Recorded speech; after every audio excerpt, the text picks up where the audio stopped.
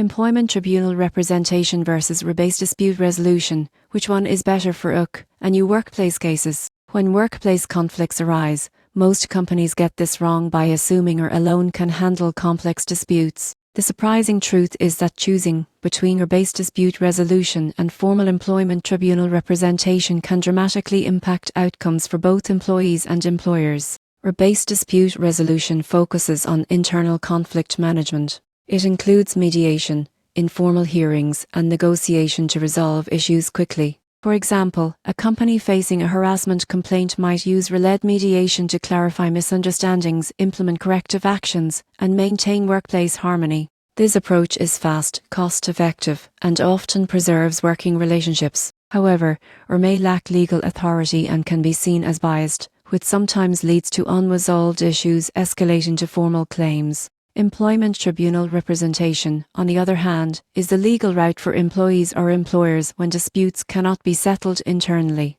Specialists in tribunal law guide clients through claims such as unfair dismissal, discrimination, or contractual disputes. They manage filings, evidence, and hearings, ensuring compliance with UK and EU regulations. For instance, a multinational company facing a complex cross-border discrimination claim would rely on tribunal lawyers to navigate legal nuances and protect its interests. While this approach is more costly and formal, it provides enforceable outcomes and legal certainty. The key difference is internal resolution versus external enforcement.